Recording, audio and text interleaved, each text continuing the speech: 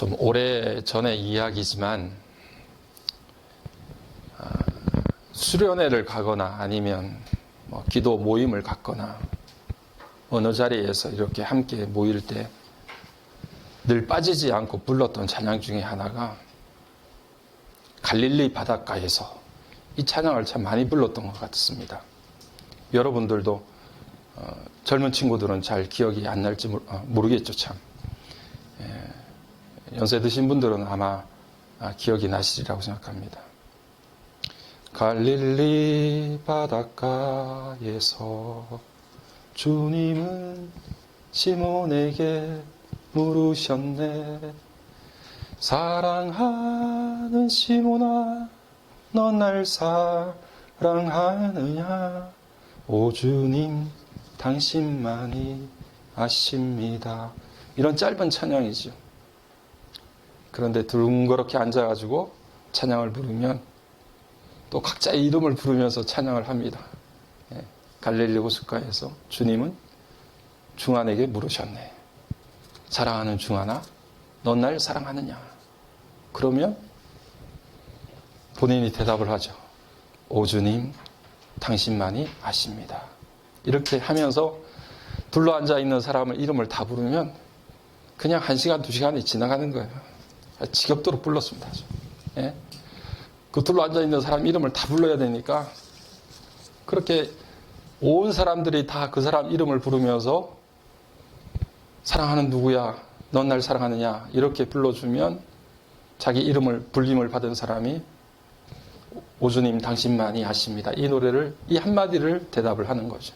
그런데 그 짧은 한 소절을 독창을 하는 거니까 순서가 돌아올 때까지 가슴이 두근두근하죠. 예? 그 한마디 고백을 위해서. 예. 1시간이고 2시간이고 계속 찬양을 하는데요.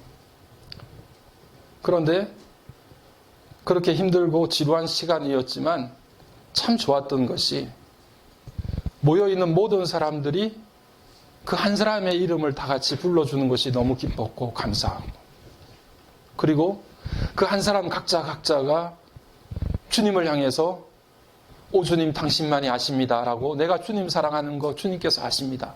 그렇게 고백할 수 있어서 너무 감사한 시간이었다고 생각합니다. 오늘 우리가 본문의 말씀이 예수님께서 부활하신 이후에 갈릴리 새벽바다에 나타나신 사건을 기록하고 있는데, 그때 그 사건을 우리가 다시금 돌이켜 생각을 해보면 우리가 그 노래를 부를 때만큼 그렇게 아주 기쁘고 즐겁고 감사하고 그렇게 낭만적인 시간은 아니었으리라고 하는 것을 우리가 쉽게 짐작할 수 있습니다. 제자들은 굉장히 힘들고 피곤한 시간을 그들이 맞이했습니다. 왜냐하면 이제 제자들은 예수님이 죽으시고 3년 전 자기들이 가지고 있었던 직업으로 다시 다 돌아갔어요. 고기를 잡던 그 어부의 상태로 다 돌아가서 베드로를 포함한 7명의 제자들이 갈릴리 바닷가에서 다시 그물질을 밤새도록 했는데 어땠습니까? 고기 한 마리 잡지 못했습니다. 밤새도록 수고했지만 빈 그물만 남은 채 그렇게 하룻밤을 온종일 세웠으니 그들이 얼마나 피곤하고 힘들었겠어요. 거기다가 그렇게 하루 종일 밤새도록 고기를 잡아도 아무것도 잡을 수 없었던 그들의 삶을 통해서 자신을 그렇게 이야기하지 않았겠어요?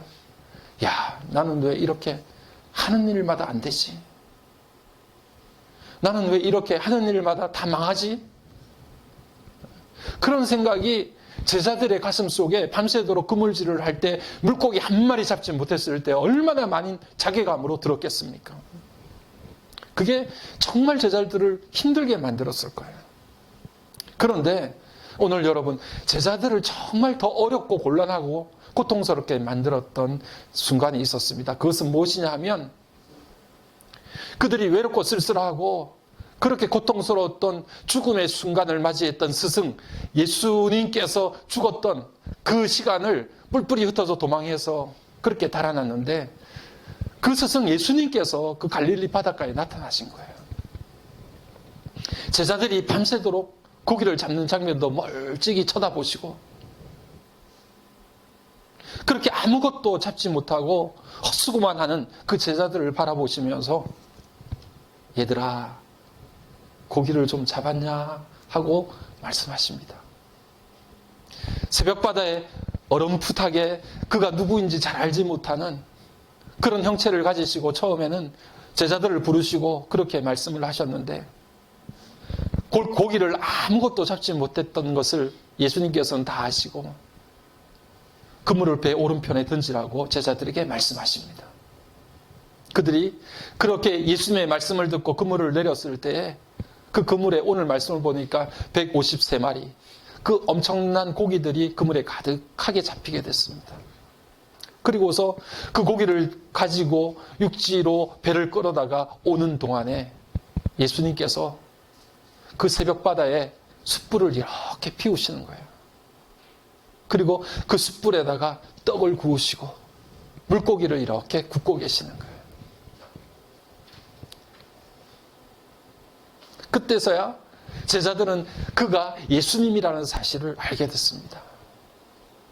아무 말씀 없이 제자들을 바라보시고 제자들을 위해서 아침상을 차리시는 거예요. 숯불을 피우시고 떡을 구우시고 물고기를 구우시고 제자들을 향해서 그 묵묵히 수고와 모든 불편함을 다 감수하시고 아침상을 마련하셔서 그 구운 떡과 고기를 제자들에게 하나씩 하나씩 건네주셨다, 그렇게 말씀을 하셨습니다. 차라리 예수님께서 지난 시간 제자들이 보여주었던 그 못난 모습들, 그리고 그렇게 3년 동안 가르쳐 놨더니 결국에는 원래의 직업으로 돌아간, 원상태대로 그렇게 돌아가 버린 제자들을 향해서 따끔하게 야단이라도 치셨으면 제자들이 야단 맞을 걸 맞았다 생각하고 마음이라도 편했을 텐데, 예수님이 아무 소리를 안 하세요. 예수님께서 제자들을 향해서 하셨던 것은 그냥 숯불을 피우시고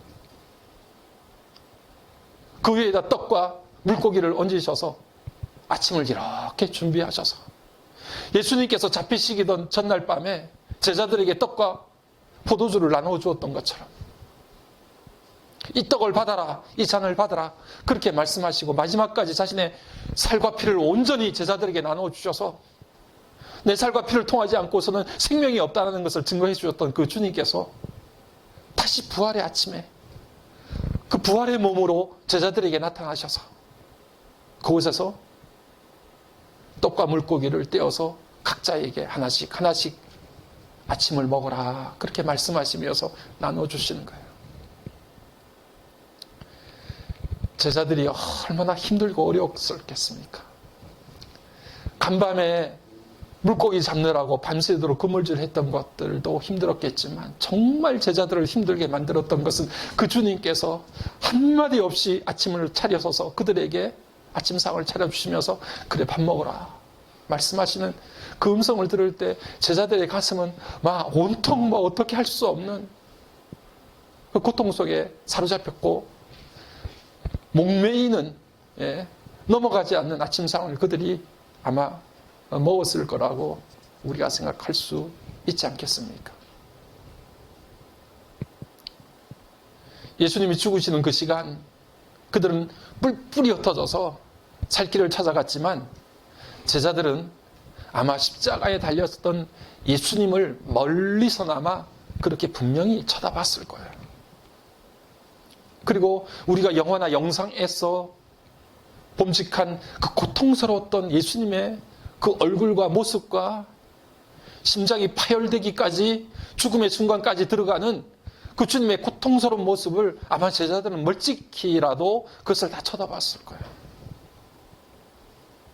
그런 주님에 대한 죄송한 마음, 미안한 마음, 죄책감 이런 것들로 사로잡혀서 아마 제자들의 가슴 속에는 요즘 말로 하면 그 정신적 트라우마가 굉장히 했을 겁니다. 내가 선생 예수를 버렸구나. 주님이 저렇게 고통스럽고 힘들게 십자가를 짊어지시고 죽음의 순간을 맞이하였는데 내가 그 예수님을 외면했구나. 이런 것들, 죄책감들 때문에 너무 힘들고 어려운 순간들을 보냈을 거예요. 그런데 부활하신 주님께서 그 갈릴리 새벽바다에 나타나셔서 그들을 물끄러미 쳐다보시는 그 주님을 봤을 때 주님을 향해서 다시 스승이신 예수님을 만났다라고 하는 그 기쁨과 즐거움보다는 그들이 가졌던 그런 죄책감과 죄송함과 미안함이 아마 더 크게 일어나서 오늘 우리가 요한복음 21장을 한번 여러분 쭉 이렇게 그림처럼 펼쳐보시면서 읽어보시면 너무 배경화면이 찜찜합니다. 정막이 흐르고요. 아주 차분하게 모든 것들이 진행돼서 부활의 주님을 만나면 너무 즐겁고 기쁠 것 같은데 그렇지가 않아요. 예수님은 조용히 앉으셔서 상을 차리시고 야 아침 먹어 라고 말씀하시고 제자들은 그것을 말없이 받아들였습니다. 그들의 마음속에 얼마나 주님을 향해서 그 죄스러움이 넘쳤는지 오늘 본문의 말씀이 그것들을 고스란히 담고 있어요. 그것이 정말 제자들을 힘들게 만들었습니다. 그런데 오늘 예수님께서 그 갈릴리 새벽바다에 제자들을 찾아가신 이유를 이렇게 생각을 해보니까 예수님께서는 제자들에게 그것을 좀 깨닫게 해 주시기를 원하셨던 것 같습니다. 어떤 것이냐 하면 예수님께서는 제자들에게 예수님 없이 사는 삶이라고 하는 것은 결국에는 밤새도록 그물질을 해봤지만 빈 거물, 텅 빈 인생이라는 사실을 저들에게 분명히 깨닫게 해주셨어요. 예수님을 버리고 예수님 없이 원래의 삶으로 돌아가서 원래의 직업으로 돌아가서 갈릴리 바닷가에서 밤새도록 그물질을 해봤지만 아무것도 얻지 못하는 헛수고를 하는 그들의 모습을 바라보면서 아무 말 없이 예수님께서 그들의 모습을 이렇게 쳐다보시면서 그들에게 무언으로 깨닫게 해주시기를 원했던 것은 무엇이냐 하면 예수 없는 삶이 그렇게 허무하단다. 예수 없는 삶이 그렇게 헛수고의 삶이란다.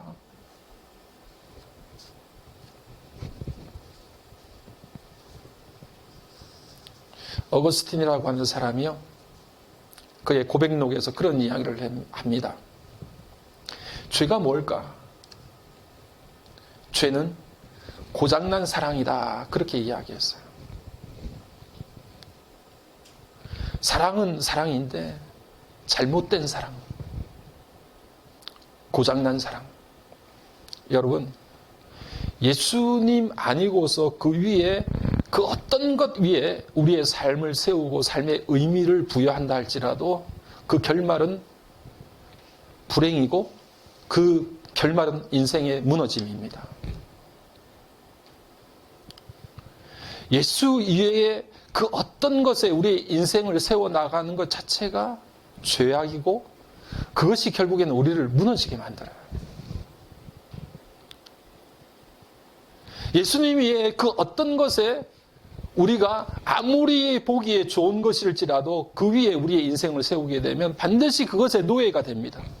돈 위에 우리의 인생을 세우면 돈의 노예가 되고 권력 위에 우리의 인생을 세우게 되면 그 권력에 사로잡혀서 꼼짝도 못하는 그런 인생을 살아갈 수밖에 없고요. 어떤 즐거움이나 쾌락에 우리의 인생을 기초하게 되면 어느 순간인가 우리의 삶이 와르르 무너지는 붕괴되는 현장을 목격하게 됩니다. 오직 유일하신 예수님께 기초한 삶만이 이 땅의 모든 것들로부터 우리를 자유롭게 만들어요. 돈이 필요하지만 돈으로부터 자유롭게 만들어줍니다. 돈의 노예가 되지 않도록 만들어줘요. 우리에게 때로는 세상 살아가면서 작고 큰 힘이 필요하지만 그 힘에 묶여서 꼼짝달싹 못하는 그런 인생이 되지 않도록 우리를 그 힘으로부터 자유롭게 만들어줍니다. 때로는 우리가 살아가면서 기쁨과 즐거움과 행복이 필요하지만 그것에 얽매이고 그것에 묶여서 아무것도 못하는 그런 인생이 되지 않도록 우리 주님께서 모든 것들로부터 자유함을 허락해 주십니다. 오직 예수 위에 기초하고 예수 위에 세워진 인생이 그런 자유함을 누립니다. 제자들에게 그것을 깨우쳐 주시는 거죠.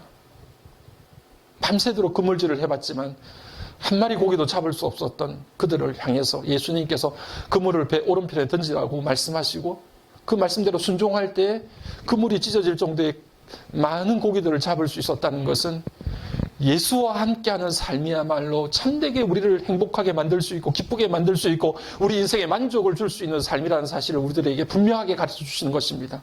오늘 지치고 힘들었던 갈릴리 새벽바다에 막막한 가슴으로 한숨을 토해내던 그 제자들을 찾아와 주셨던 그 주님께서 오늘 이 시간 저와 여러분의 삶에 찾아와 주시기를 간절히 소망합니다. 그 주님 위에 세워진 인생이야말로 참된 의미가 있고요. 어떤 바람, 어떤 광풍에도 넘어지지 않는 튼튼하고 복된 인생을 살아갈 수 있음을 저와 여러분이 마음속 깊이 확신하기를 간절히 소망합니다. 그리고 예수님께서 제자들에게 무엇을 깨닫게 해주셨을까 생각해 보니까 제자들에게 예수님께서 그들이 어떤 상황, 어떤 순간에 놓여 있었을지라도 예수님께서 그 제자들을 이렇게 물끄러미 쳐다보고 계셨던 것처럼 그들을 바라보고 계시다는 사실을 깨닫게 해주셨어요. 참 내 인생 앞뒤로 꽉꽉 막혀가지고 아무것도 안 된다.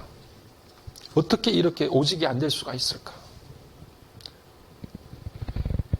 예수님 만나도 3년 동안 그렇게 열심히 했는데 이제 다 끝장났지.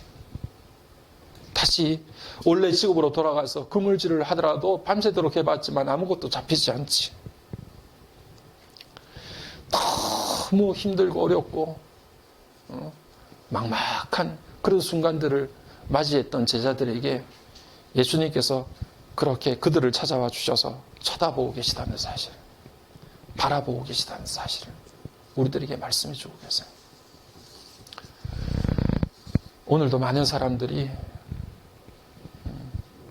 정말 힘들고 어려운 갈릴리 새벽바다에 그물질을 하고 있는 사람들이 많습니다. 오늘 우리도 그 자리에 있는지 몰라요. 그런데 여러분, 그 자리에는 저와 여러분 홀로 있는 게 아니고 주님이 그 막막한 새벽바다에서 그물질을 하고 있는 한숨을 토해내면서 그물을 던지고 있는 우리들을 주님이 바라보고 계세요. 네.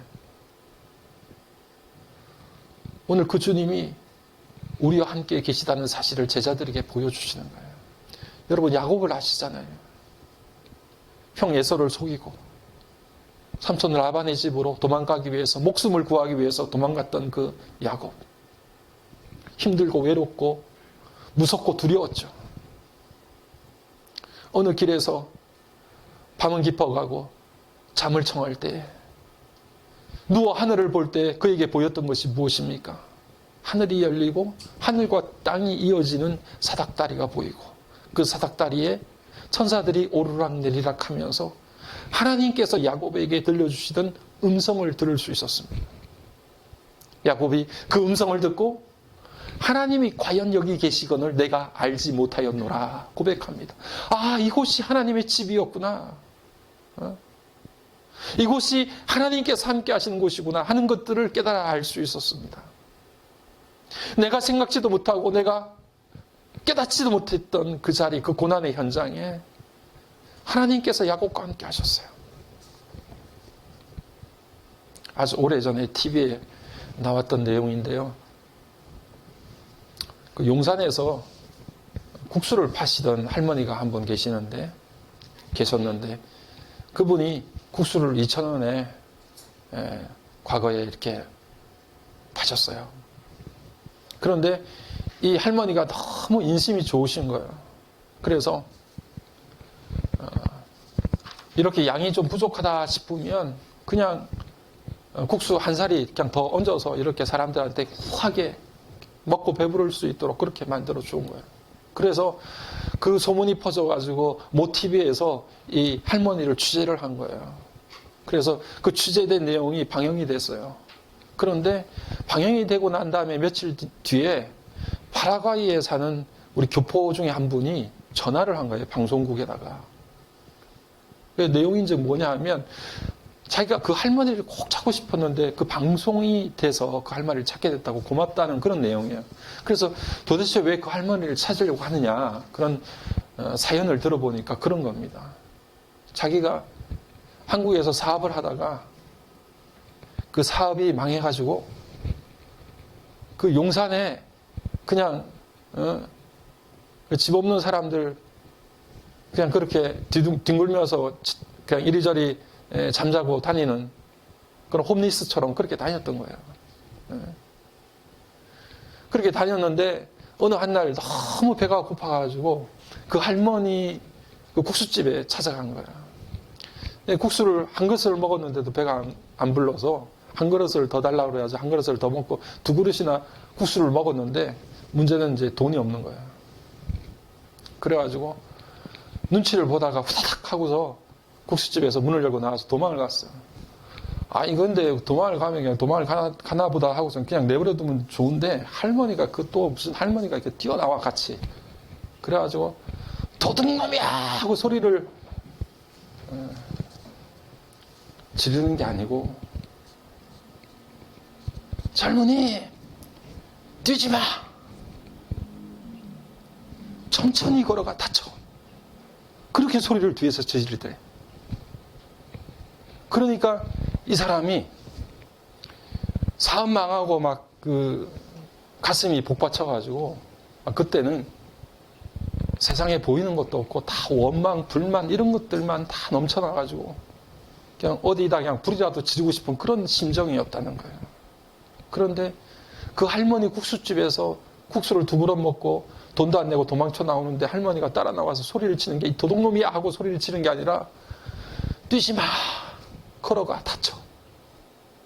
그렇게 소리를 짓는 거를 뒤에서 들리는 소리를 듣고 그냥 그동안에 가졌던 사회에 대한 불만이나 막 아픔이나 고통이 한순간에 다 사라지면서 그냥 눈에서 눈물이 막 쏟아지더래.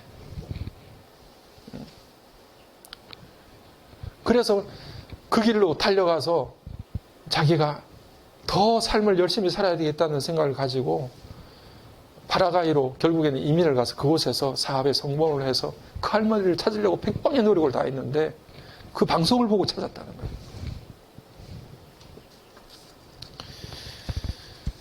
여러분, 세상에도 한 사람만 자기를 이렇게 뒤에서 바로 봐주는 사람이 있으면 다시 일어납니다.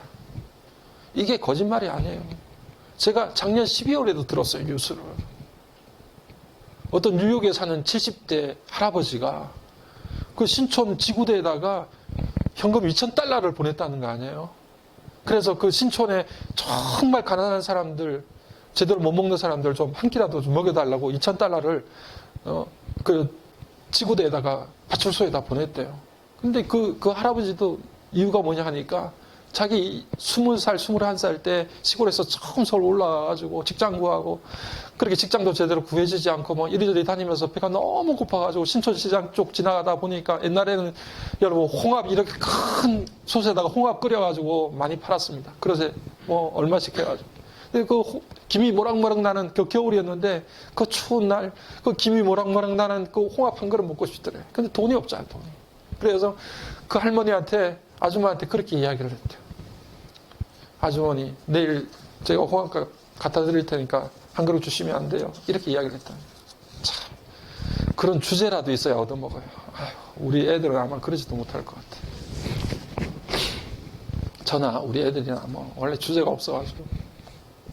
그런데 너무 배고프니까 아주머니한테 홍합 한 그릇 주시면 내일 제가 이거 돈 갖다 드리겠다고 그렇게 이야기를 했는데 그래가지고 할머니가 아주머니가 괜찮다고 그래가지고 한 그릇을 가득히 부어주셔서 그걸 맛있게 먹고서 왔는데 자고 일어나서 다음 날이 됐는데도 돈이 생겨요? 돈이 없어요. 네, 돈이 없어요. 그게 50년이 지난 거예요. 뉴욕에서 미국에 이민을 가서 살고 있는데 50년 동안 한평생 그게 잊혀지지가 않는 거예요. 네. 그때 그 고마운 홍합 한 그릇 주신 아주머니. 그래서 돈을 환산을 해서 2,000달러를 200만 원이 넘는 돈을 해서 그 아주머니는 찾을 수 없겠지만 그 아주머니 생각하면서 힘들고 어려운 분들 한 끼라도 밥 좀 해드리라고 그렇게 지구대에다 보내드렸대요. 돈을. 이렇게 실제로 있어요. 그러니까 한 사람이라도 바라봐주고 아껴주고 밥 한 그릇이라도 주면 따뜻한 그 밥 한 그릇에 사람이 바뀌고 변화돼요. 하물며 하나님께서요, 저와 여러분들을 놓치지 않고 바라보고 계세요. 예. 우리 주님께서 여전히 우리를 살피시고 인도해 주셔요. 졸지도 않고 주무시지도 않는데요. 끝까지 우리를 살피시고 인도해 주신대요. 그런 주님께서 제자들을 향해서 부활하셔서도 나타나세요. 내가 너희들을 끝까지 놓지 않는다. 제자들을 위해서 죽으시기까지 하셨지만 죽음 이후에도 다시 제자들을 찾아와 주셔서 내가 너희들을 영원히 놓지 않는다. 내가 너희들을 끝까지 살피고 끝까지 지키고 끝까지 인도한다라고 하는 것을 우리들에게 확실하게 보여주신 사건이 부활의 사건이에요. 그러니까 여러분, 부활주일날 우리가 예배드리면서 예수님께서 부활하셨구나. 거기에 끝나는 것이 아니라 예수님께서 우리를 위해 죽으셨을 뿐 아니라 다시 살아나셔서도 우리를 찾아와시고 우리를 바라봐 주시고 우리를 여전히 사랑하신다는 것을 확인시켜 주신 사건이 바로 부활의 사건임을 기억하고 여러분 마음속에 소망과 힘과 능력을 얻으시는 귀한 주일날 되시기를 주의 이름으로 간절히 축복합니다. 그런데 그렇게 하셨던 우리 주님께서 왜 그렇게 하셨을까 생각을 해보니까 사랑, 오직 그거 하나밖에 없었어요. 사랑 그 하나만으로 모든 것들을 제자들에게 그렇게 베풀어 주신 거예요. 다른 게 아무것도 없어요. 사랑 그 한 가지로 주님은 우리를 위해서 기꺼이 죽으시고 죽음을 깨치시고 부활하셔서 그 힘들고 어려운 새벽 바다에서 사투를 벌이는 제자들을 다시 찾아와 주시고 선생에게 죄송함과 미안함과 죄스러움밖에 가지지 않는 그 제자들을 다시 물끄러미 쳐다보시며 그들에게 다가서시는 거예요. 그리고 식사를 준비해 주셔서 아침상을 그들에게 차려주시는 거예요. 야, 밥 먹어라. 됐다. 밥 한 그릇 먹어. 말씀해 주시는 거예요. 그런 주님께서 베드로에게 식사가 끝난 다음에 질문하셨던 질문이 오늘 우리가 읽었던 본문 아닙니까? 무엇을 물어보셨는지 저와 여러분이 너무 잘 알고 계시잖아요. 베드로야, 너 나 사랑해? 너 정말 나 사랑하니? 진짜로 너 정말 날 사랑해? 그렇게 주님께서 베드로에게 질문하시잖아요. 오직 사랑 그 하나만으로 제자들에게 끝까지 함께 하시고 그들을 바라봐 주셨던 그 주님께서 제자들에게 요구하신 것도 사랑 그 하나만, 그 하나밖에 아무것도 없었어요.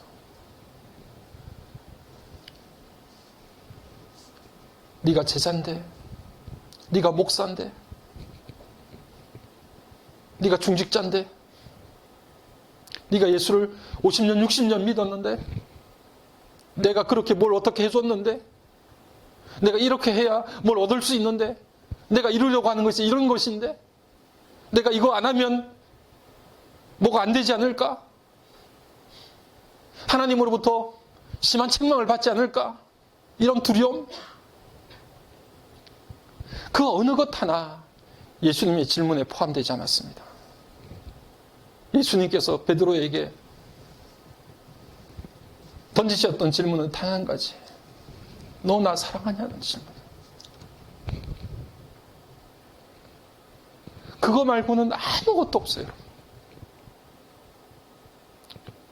여러분이 생각하는 뭐를 이루려고 하는 거, 내 야망, 내 꿈, 그 어떤 것도 주님께서 제자들에게 물어보셨던 그 질문에 아무것도 포함되지 않았어요.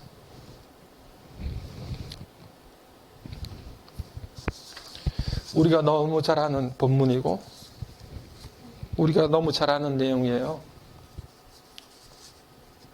본문을 읽고 또 읽고 또 기도하다가 다른 것을 뭘 본 게 아니라 그냥 이 질문 앞에 내 자신을 다시 세웠어요.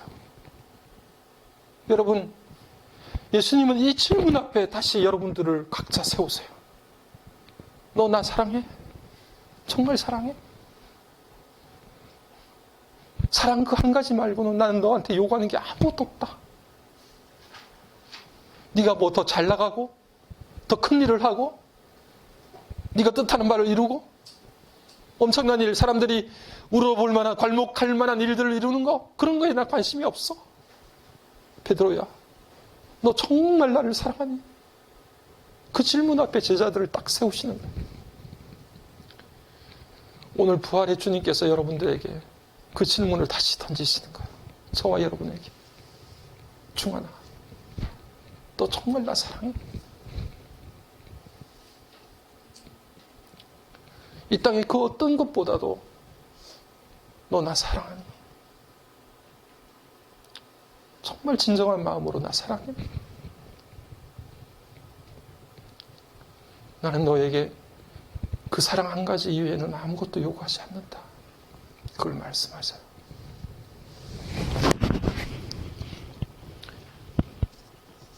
부활절 축하 예배 때 여러분, 오늘 그 힘든 갈릴리 새벽 바다에 나타나셨던 주님이 저와 여러분에게 던지는 이 질문에 여러분 응답하시기를 바랍니다. 그 질문 앞에 여러분 자신을 다시 세우세요. 여러분, 주님 사랑하는 마음으로 다시 살아가리라. 그거 하나면 족하다. 다른 건 모든 것들을 내려놓고 다시 사랑에서부터 출발할 수 있는 저와 여러분의 부활절 예배가 되기를 주의 이름으로 간절히 축복합니다. 예. 그 선한 힘이 우릴 감싸시니 믿음으로 일어날 일 기대하네. 주 언제나 우리와 함께 계셔. 하루 또 하루가 내새로워. 주께서 밝히신 작은 촛불이 어둠을 헤치고 타오르네. 그 빛에 우리 모두 하나 되어 온 누리에 비추게 하소서. 이 고요함이 깊이 번져갈 때 저 가슴 벅찬 노래 들리네. 다시 하나가 되게 이끄소서. 당신의 빛이 빛나는 이 밤. 그 선한 힘이 우릴 감싸시니 믿음으로 일어나